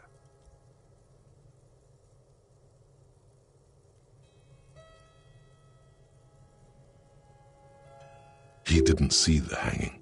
He saw the little show staged by the Hardys. Let him talk. He may know more than even he knows. Officer, it's very difficult to describe what I saw that night. It was so surreal to me, like in a play. He holds out his hands and blossoms his fingers, like a drama teacher setting the scene. What do you mean, like in a play? It was just so strange. I could barely comprehend what was happening. I was on the balcony when it happened, getting some fresh air. I remember that first they came in, carrying what looked like a body. And then I saw all the surrounding windows go dead, one by one. That's when I understood I should not be seeing this. That lines up with previous testimony, doesn't it? Well done, detective. Only that there were about 8 or 10. I couldn't make out anything. It was so dark. And it was quiet. Quietest lynching I've ever heard of, let alone heard. But I suspect you knew that already. I can't say I'm surprised. The fine reputation of the men and women serving in the RCM is well-deserved. The Coalition is only looking out for the price stability.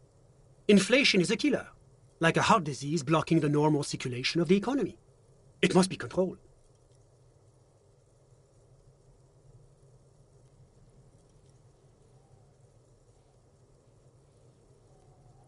The economy impacts the entire international community, which is why it requires international oversight.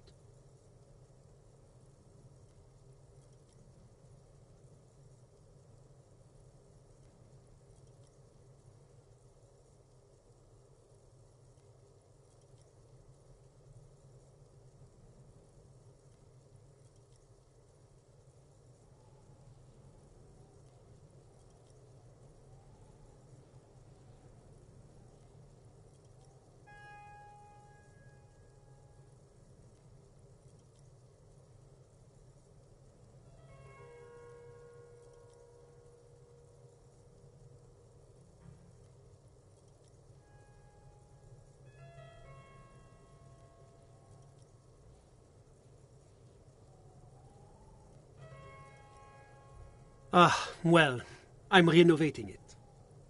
It is an interesting project. The building used to be a 12-story skyscraper before the cannons took the top 4 stories off. This, of course, happened when the Coalition forces landed here. You could say I'm undoing some of the material damage the international community caused when we arrived here. Yes, as I said before, I'm a commissioner from Sur-la-Clé, La Communauté Internationale is your employer, technically speaking. It is the most important thing.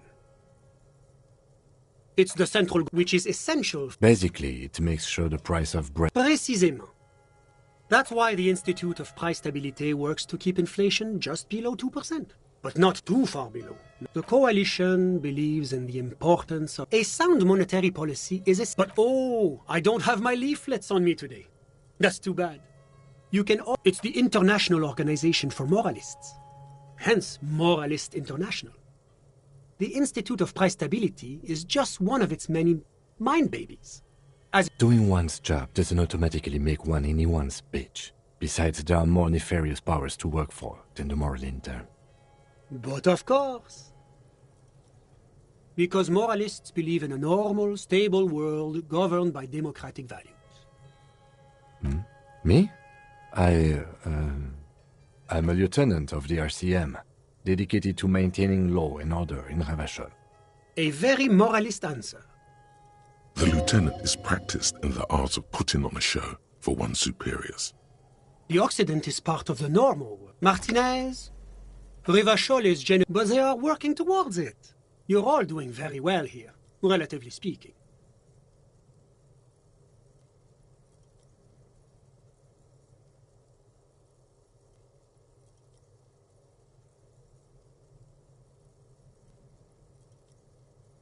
Is this option D usually the most reasonable answer?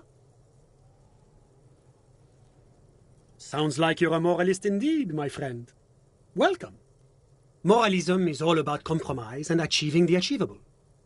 It's pragmatic, realistic, and level-headed, an ideology for doers. Are you a doer, my friend? It looks to me like you are. Now, enough of this delightful political interlude. Was there anything else you wanted to ask? What's there to say? Sur-la-Clé is a modern. Moreover, because a great percentage of Ravachol's culture... Jamrock and other parts of the international zone have been merciful. Oranje is an exemplary name. As founding members, Oranje is a... But that didn't... About what? Oh, it's... If he knows so much about Oranje, maybe he also knows about Oranje's mercenaries. Whatever you wish, officer.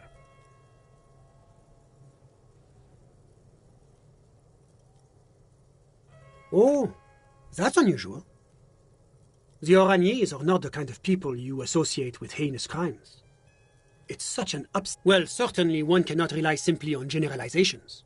That would go against our commitment to individual freedoms. And, of course, any loss of life is a tragedy. So tell me, what have you learned about the victim? It's the responsibility of any good welfare state to take care of its most unfortunate citizens. They gave him a successful career. Yes, killing was his business, and business was good. Did he love it before they made him do it again and again and again? What else has your investigation uncovered? Lely? That's an interesting name. Ah, he was a soldier. Aha! A condottiere. Extremely distasteful behavior. Suffice it to say, that is not how we do things in Sur-la-Clé. That is extremely unfortunate. But rest assured, the Oraniers government has committed... Oh, it's hard to put an exact date on it. See? That's the kind of progress that the moral intern makes possible. A great shame, yes. Colonialism is a dark specter in Oranje's past. Which is why the work of the moral intern is so critical. As I said, the loss of any life is... I do hope you're able to bring his killer or killers to justice. My friend. My friend is a good young man. His family immigrated here from Kedra, and Kedra is a candidate member of AP. That it's never going to happen. They enter negotiation. EPIS it was such a wild success that why it stands for progress and stability. Like the Moralin. It's been a supranational... You mean Revachol? It's one day going to be... Except that candidate members... No. Candidate members do become members. But we were talking about my friend. How did any of us become friends? Au contraire. It's how Sorry. Who? But I told you, officer. He's a bright young man here to pursue his education. Officer, you have to understand. I can't give you his personal information. He's deeply enmeshed in the study of the fine art. He's a truly free spirit. He likes all the arts. I'm just enjoying the view. Listen. A baby is crying in the neighboring apartment.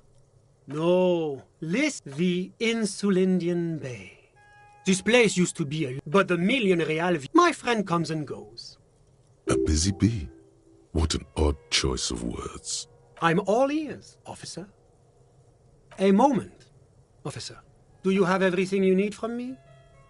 I'm afraid we won't have the chance to speak again once you leave. It's against diplomatic best practices for an official in my position to be discussing murders with local militiamen. And I'm pressed for time. Of course.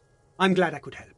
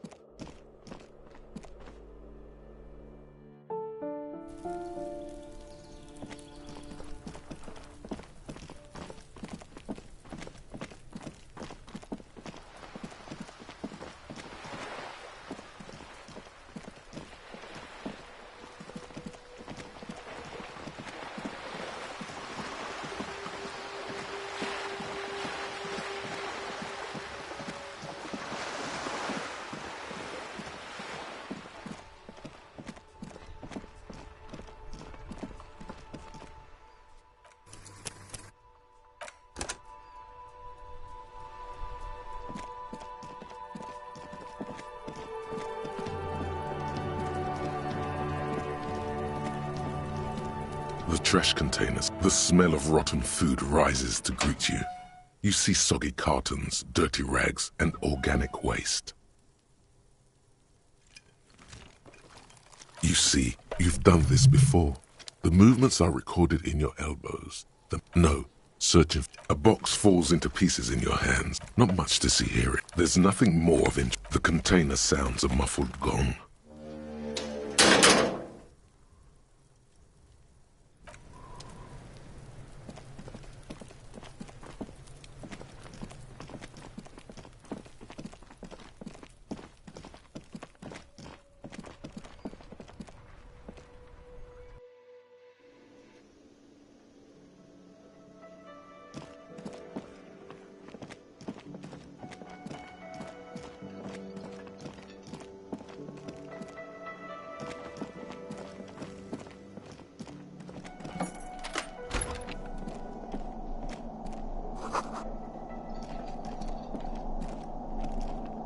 The machine is dead and silent. It needs serious maintenance before anyone can play again. All these mesmerizing machines, just waiting to be plugged back in and play. Feels like it might jump back to life any moment. The lights illuminate. Some kind of inane pinball. The lieutenant grimaces, looking at the machines. You can't fire them up. They are broken. What a dumb name. Royalist pinball. No, I love it. I love pinball. Who doesn't love pinball? Let's move on. He doesn't. No.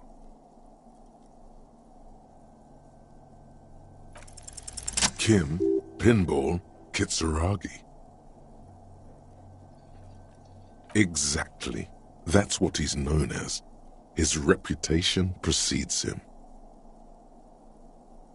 So now he remembers.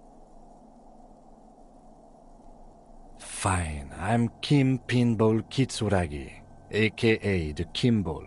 You remembered. Congratulations. No human being should. It is a game that requires no skill and a childlike affinity to flashing lights and to fantastique, science-fiction, and historic romance franchise. It is lame. I am not called Pinball.